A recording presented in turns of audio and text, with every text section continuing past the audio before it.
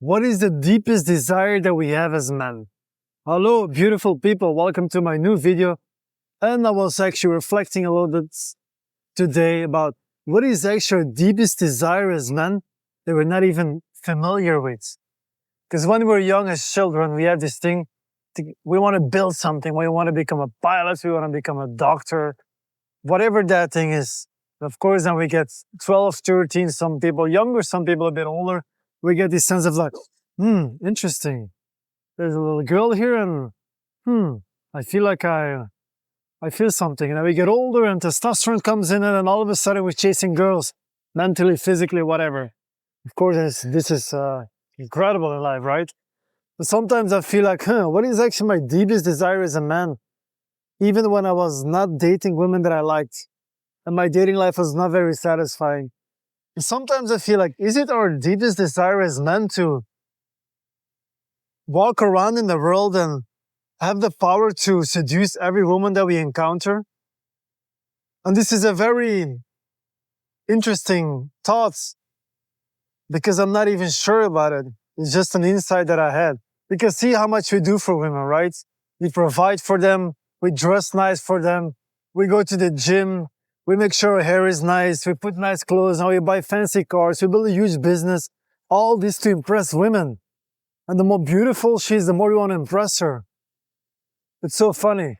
Imagine there's a room full of guys, only guys, and they act and they're having fun together, and all of a sudden a beautiful, stunning, gorgeous woman walks in. And then you see everybody's behaving a little bit different. Like, isn't that interesting? So what is our deepest desire? And I think it's very hard to think about because we're not Genghis Khan, we're not Alexander the Great, even though I think there were some rumors that he was gay. We are not, most of us are not superstars, actors, so we don't really have that super abundant lifestyle that only the super famous people have. But under that 0.00001%, we have the capability to become that. So if we would be in that position, would we be able to control it and not just try to seduce anyone we encounter? So I think maybe we don't want it, but I think we want to have that power. Like, let's say I walk over the streets and I see that beautiful woman, like having the power to seduce her, that must be very, very interesting. Because that's what it is, right? You're walking over the street and you see a gorgeous woman, and then you notice, everybody's actually watching her. Like, most of the men that pass by her notice her, they look at her. Then you have here and there a crazy guy, like the one who has skill sets, like me or clients that I have or friends that I have, and they approach her. They try to build a connection. But then most of them are just staring at her. And it's not even a conscious choice. It's just a subconscious thing because our biology is always looking for right people to reproduce. Of course, in the mental stage, we learn in society that, okay, we want to have a peaceful home, we want to have a relationship with one woman, for most of us, obviously. So yeah, I was thinking about what is our deepest desire as a man. I like a few thoughts, and this was one of them. Like, we want to have the power to seduce every woman out there. And the second one is, and I think this is maybe a more relatable one, a more mainstream accepted, that is actually we want to be in control of our dating life. Well, most of us are not, female and men. We're not in control. I'm going to talk a bit about the men now.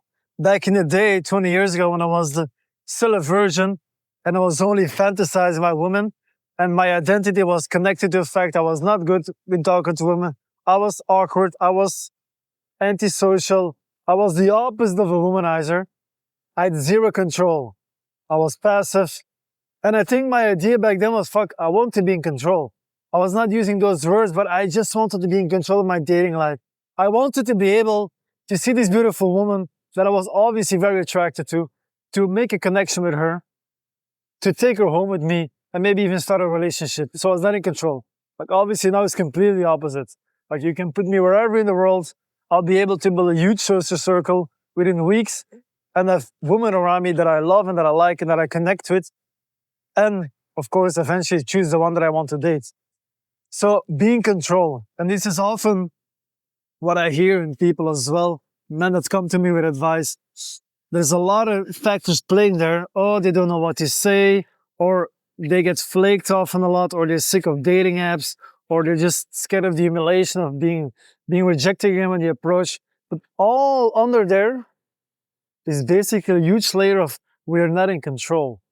We want to be in control as humans. It's our natural tendency. It gives us more peace. It's just more relaxing. So once we learn how to be in control